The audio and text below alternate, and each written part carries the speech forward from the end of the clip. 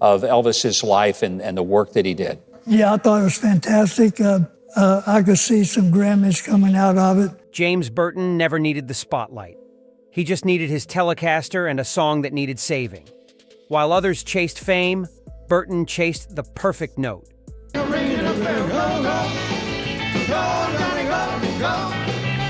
The one that fit so precisely you forgot it was even there. He played for Ricky Nelson, Elvis Presley, Emmylou Harris. He built careers from the shadows, his guitar the bridge between country twang and rock attitude. Burton didn't invent flashy things. He invented essentials. Every lick served the song, never his ego. But behind that legendary restraint lived a listener, a student who absorbed everything from honky-tonk heartbreak to rockabilly fire. You got along so good with him. It was fantastic. These 10 albums became his textbooks. They taught him when to lead and when to follow, how to bend a string until it cried, and why sometimes one note says more than 1,000. If you love the stories behind the legends, subscribe. And tell us, which guitarist influenced your style most? 10. Chet Atkins Galley. Before Burton ever stepped into a studio, Chet Atkins showed him what guitar mastery looked like.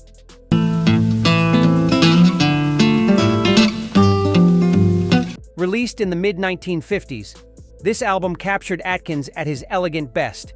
His fingerpicking was surgical, every note placed with jeweler's precision. But it never felt cold or mechanical. Atkins made technical perfection sound warm, human, accessible. Burton studied those arrangements like maps. His sound was very unique at that time because he was using an echo amp. He learned how Atkins could carry melody, rhythm, and bass line simultaneously without sounding cluttered. That efficiency became Burton's signature. When you're backing a vocalist, you can't afford wasted notes. Atkins taught him the art of musical economy. Each phrase had purpose, each rest had meaning. Burton once said Chet made the guitar sound like a full band. That was the goal. Not to show off, but to serve. This album wasn't just inspiration, it was instruction, delivered through pure musicality. 9. Elvis Presley, 1956. This was the album that changed everything. Elvis Presley's debut in 1956 wasn't just about the singer. It was about the sound Scotty Moore created behind him. That Sun Records tone, slapping and snapping with raw energy. Come back, baby, I wanna play house with you. Hit it! Go! Burton was barely a teenager when he heard it, but he knew instantly this was different. Moore's guitar didn't sit politely in the background. It talked back, answered Elvis, and pushed the songs forward. Tracks like Blue Suede Shoes and I Got a Woman bristled with attitude. Moore played with country roots but rock instincts. Burton absorbed that hybrid language. We used to call him Squirrely on stage because he never stayed in one place very long. Years later, when he'd play behind Elvis himself, those early Moore recordings were still in his DNA. The simplicity, the swing, the understanding that space was just as important as notes. Moore proved you didn't need distortion to sound dangerous. You just needed rhythm and nerve. 8. Back Home. Merle Travis was a Kentucky coal miner's son who turned guitar into literature. Back Home captured his thumb-picking style in its purest form. It's a long way to Harlan, it's a long way to Hazard. That alternating bass pattern, steady as a heartbeat, while melody danced above it. Burton called it hypnotic. There were so many different great entertainers, and it's good to broaden your music ability. Travis made one guitar sound like two players, the thumb handling bass duties while fingers carried the tune. This wasn't a show-off technique. It was necessity turned into art. Burton studied Travis obsessively, learning how rhythm and lead could live in the same hand. That independence became crucial when Burton played sessions. He could fill space without crowding it, supporting a song while adding color. Travis also taught him storytelling. Songs like 16 Tons and Dark as a Dungeon carried weight, real lives compressed into 3 minutes. Burton learned that guitar wasn't just about notes, it was about meaning. Travis played with the authority of someone who'd lived the stories his hands told. 7. Jangology. Django Reinhardt played with 2 paralyzed fingers and still became untouchable. That impossibility fascinated James Burton. Djangology collected Django's finest gypsy jazz recordings, showcasing speed that seemed to defy physics.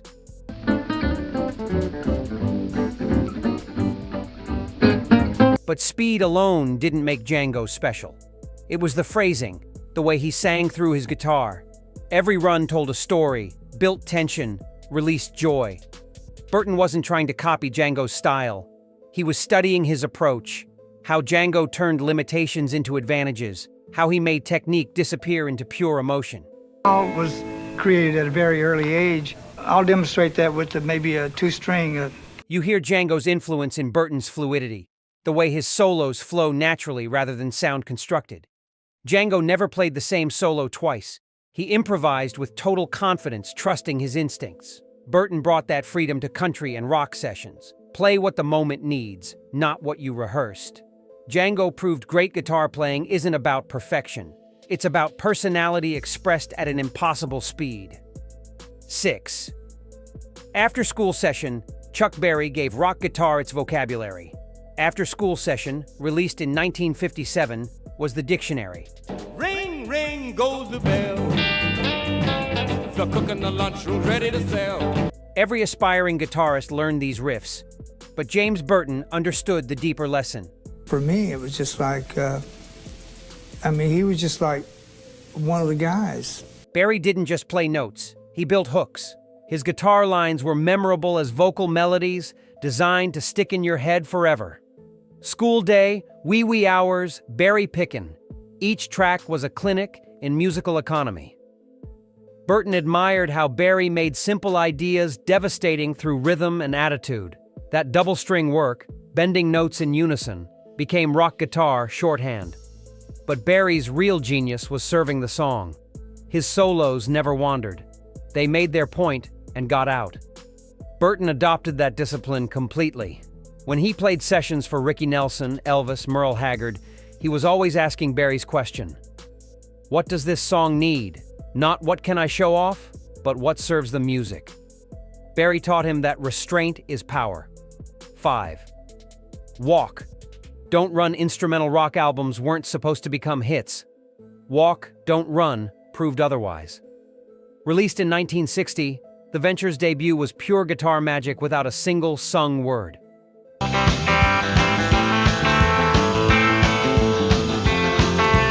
James Burton loved the clarity of it, the way each note cut through with crystal precision. But when I took it on stage and played, I thought I would just go ahead and surprise him one night, and I did. And he loved it. Bob Bogle and Don Wilson created textures that felt cinematic, guitars trading melodies like conversation. The title track became an anthem for young guitarists, but Burton heard beyond the notes. He heard the arrangement, how parts interlocked perfectly. The Ventures proved instrumental music didn't need jazz complexity to be sophisticated. It needed taste, tone, and timing. Burton applied those lessons to his own session work. Sometimes the best contribution is a memorable riff, not a flashy solo. The Ventures understood guitar could carry emotion without words. That opened doors for Burton to think beyond traditional country and rock structures. This album was proof that great playing speaks its own language. 4. 40 Greatest Hits. Hank Williams died at 29, but left behind a blueprint for American music. This compilation gathered his most essential recordings, and James Burton wore it out. You gonna change or I'm gonna leave.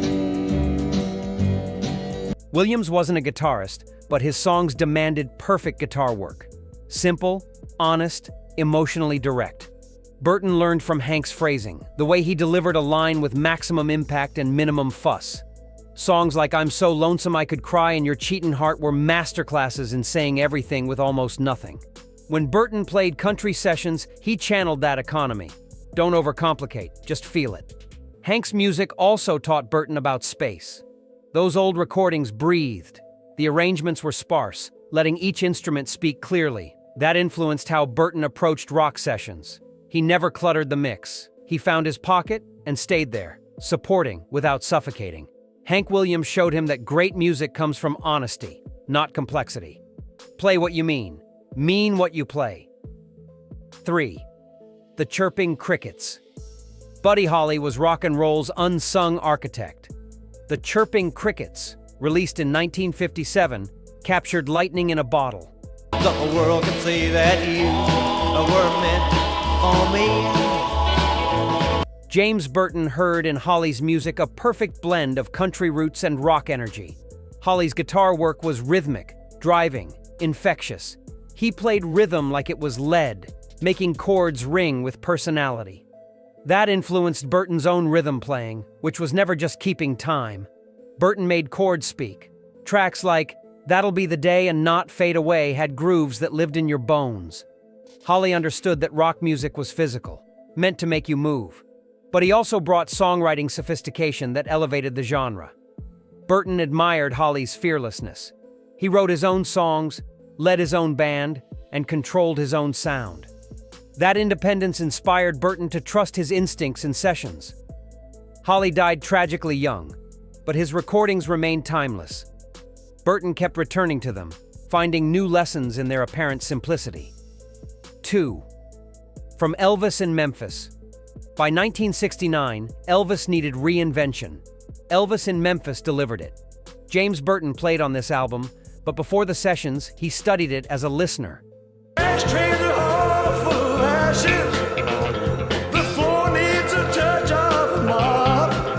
This was Elvis raw, mature, finding his voice again after years of movie soundtracks. The song selection was bold: Suspicious Minds, In the Ghetto, Kentucky Rain.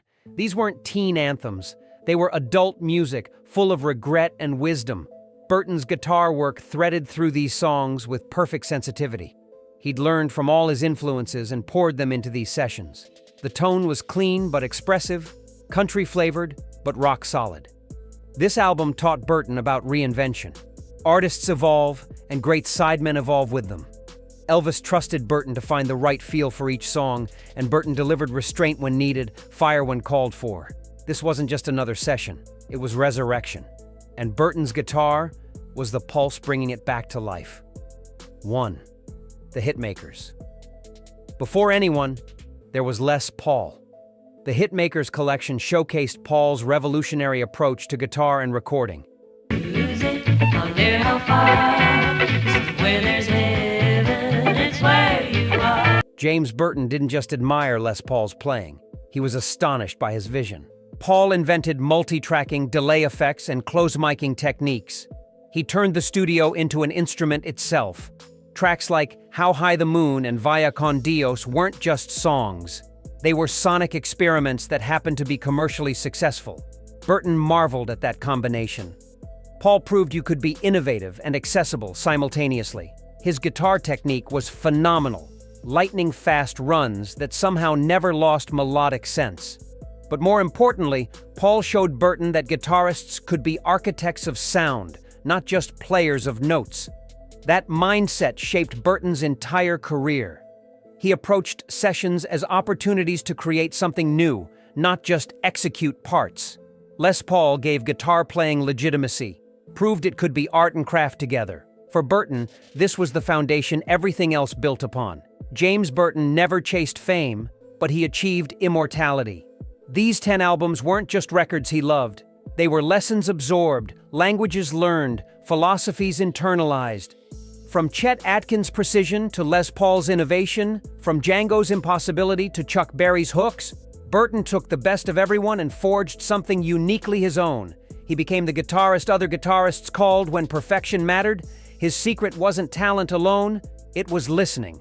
Really listening to what came before, understanding why it worked, then serving the music with absolute commitment. Burton proved the greatest guitar heroes aren't always the loudest. Sometimes they're the ones who know exactly when to play and when to step back. If these stories moved you, share your own influences in the comments. What album taught you how to listen? Subscribe for more hidden histories behind music's legends. The best stories live between the notes.